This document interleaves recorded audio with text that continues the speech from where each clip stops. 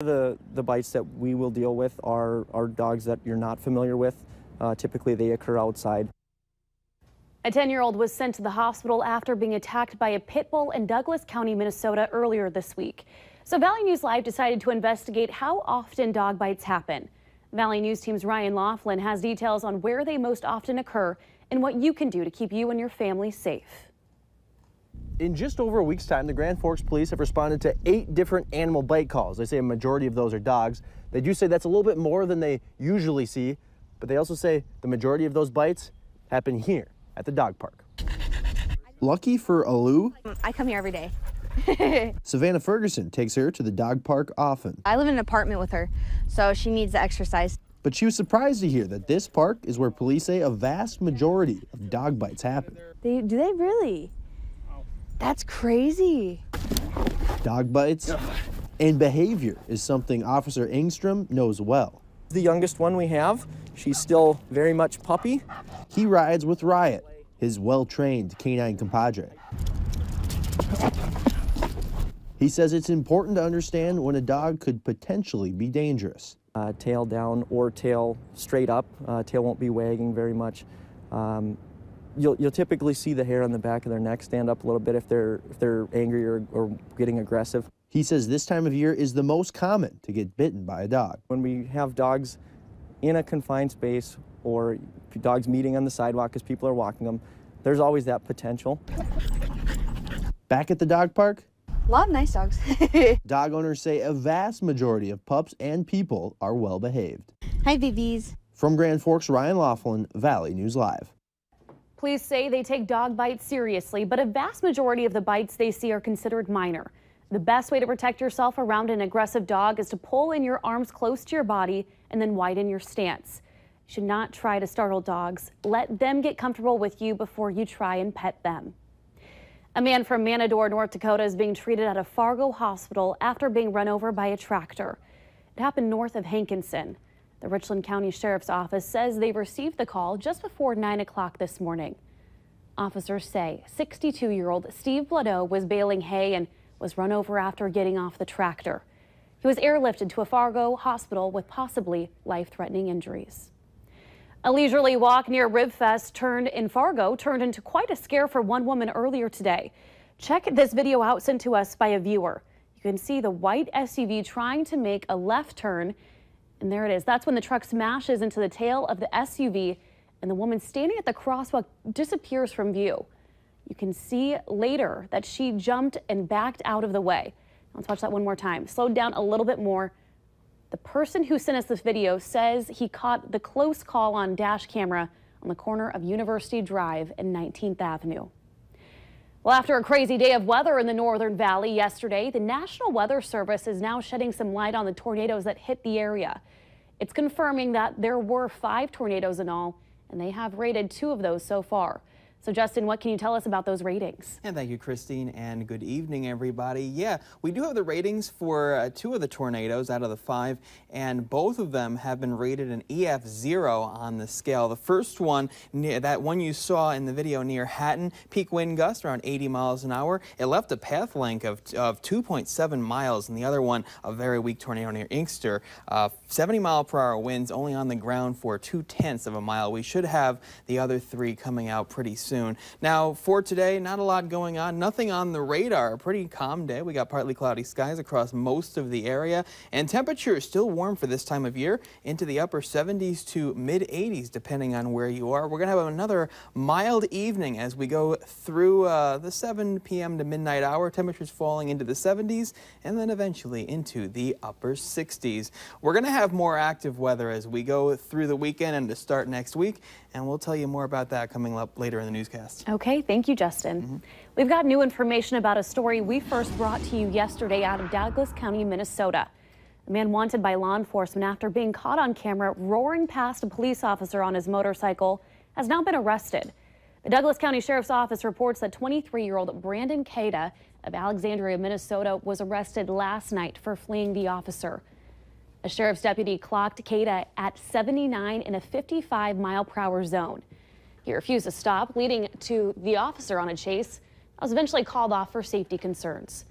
The motorcycle seen in the cruiser dash cam video has now been impounded. Deputies say the public's help was key during the investigation. Interviews have concluded in a search for the new West Fargo police chief, and all that's left is officially picking a new leader for the department. Scored interviews started in March and have ended with Heath Yonke, an FBI agent, and Troy Hischer of the North Dakota Highway Patrol. West Fargo Police Department staff had the chance to meet with the candidates yesterday and today as the final step in the process. Things that they saw that they liked, that they didn't like, give us their perspective. So we plan on meeting with a couple sergeants from over there, getting their feedback. We'll get commission feedback, staff feedback. The next commission meeting is on June 19th, and though there is no set timeline for a decision to be made, the mayor of West Fargo has said he would like to be able to announce a new police chief pretty soon. New this evening, fired former FBI Director James Comey is on defense just hours after testifying on Capitol Hill. President Trump's lawyer blasted Comey this afternoon for his disclosure that he provided government documents to a friend to be leaked by the media. Comey also reiterated the president had not personally been under investigation. Mola Lenghi has more from Washington. And as you know, we're under siege. You understand that. But we will come out bigger and better and stronger than ever. You watch. President Trump promised to keep fighting, just as former FBI Director James Comey told Congress the president fired him because of the investigation into Trump campaign ties with Russia. I was fired in some way to change, or the endeavor was to change the way the Russia investigation was being conducted. That is a very big deal. This is Comey's first public statement since being fired May 9th. Today, Comey admitted he leaked material to the press through a trusted friend because of the president's tweets warning he might have tapes of the meetings. I asked him to because I thought that might prompt the appointment of a special counsel. Some senators pushed Director Comey about his lack of a response when President Trump asked him to back off the investigation into fired National Security Advisor Michael Flynn. Why didn't you stop and say, Mr. President, this is wrong. I cannot discuss this with you? It's a great question. Maybe if I were stronger, I would have. I was so stunned by the conversation that I just took it in. Mark Kasowitz, President Trump's personal attorney, denied the president ever asked to stop the investigation. The president never suggested that Mr. Comey, quote, let Flynn go. And Mr. Kasowitz slammed Comey for leaking the material, saying he would leave it up to authorities as to whether Comey should be prosecuted for sharing privileged conversations with the president. Mola Lenghi for CBS News, Capitol Hill. During today's testimony, the Clinton email scandal was once again shoved to the forefront. Comey told senators former Attorney General Loretta Lynch insisted he call the Clinton email scandal a, quote, matter and not an investigation. This is a day of honor. It's a day Red Cross volunteers and its partner organizations are being recognized as heroes for their contributions, not only to the Red Cross, but the community. Today, the Red Cross is singling out 2 people and 1 company for their efforts. They are Jack O'Donnell, a World War II veteran who also a veteran volunteer, Slumberland's program that provides beds for families in need, and Diane Atkins. She says after she retired, she wanted to do something that might truly make a difference. So Atkins says she chose the Red Cross. I love the people that I work with, and I love the work that I do. It's become like a second family to me, and I feel I'm giving back to the community. Atkins also helps recruit and train new Red Cross volunteers. She says she is thrilled to be recognized for her contributions. An expensive remodel in East Grand Forks is not paying off. The city's pool will remain closed for at least a couple more weeks. Last year, the city of East Grand Forks poured $2 million into renovating its pool. This year, when they turned the water on, they discovered a broken pipe.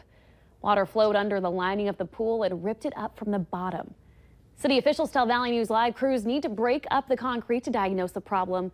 They say they don't anticipate repairs will cost more to the taxpayers, and they're hoping insurance or warranties will cover the repairs, but say it's too early to tell. The Fargo Police Department is giving you a heads up. There may be some people you don't recognize wandering around your neighborhood. In a post on Nextdoor, police state that Southwestern Advantage Group will be going door to door selling educational learning products. The group is made up of college-age students from Europe. Currently, there is one male from Estonia. Fargo police say the post is a general notification to let people know that this merchant has a license to go door to door. For the 20th consecutive year, the city of Fargo is serving as the host of the Special Olympics North Dakota State Summer Games. More than 600 athletes will participate in events like volleyball, powerlifting, and swimming. The games kick off tonight with athletes marching in a parade to the Civic Center, where NBC's The Voice Blind Joe and Josie Bernadette will perform. Volunteers say they hope the community can support the athletes during this 3-day event. I think the people who come out and watch are going to learn a lot about Special Olympics. They're going to find out that we're talking about athletes. They're true athletes. They work hard. Their skills levels are up and down, but they do their best they can. Tomorrow, the events will be hosted at Davies High School. On Saturday, they'll be at Fargo South High School. A bow angler who was fishing in a private gravel pit near Redwood Falls on Sunday night caught the largest invasive carp ever recorded in the state of Minnesota. Take a look at this. This is a big head carp that measured 47.5 inches in length, and get this, weighed 61.7 pounds. It was caught about 80 miles upstream from the Minnesota River. A safety gate that's supposed to keep your children safe is now being recalled because it's got some serious problems. That's still ahead tonight. And a normal high temperature in Fargo is 76 degrees this time of year. We were better than that, up to 84. We're also dry, and that is going to change. We have plenty of chances for some rain and maybe some severe weather. We'll have the full details on weather coming up.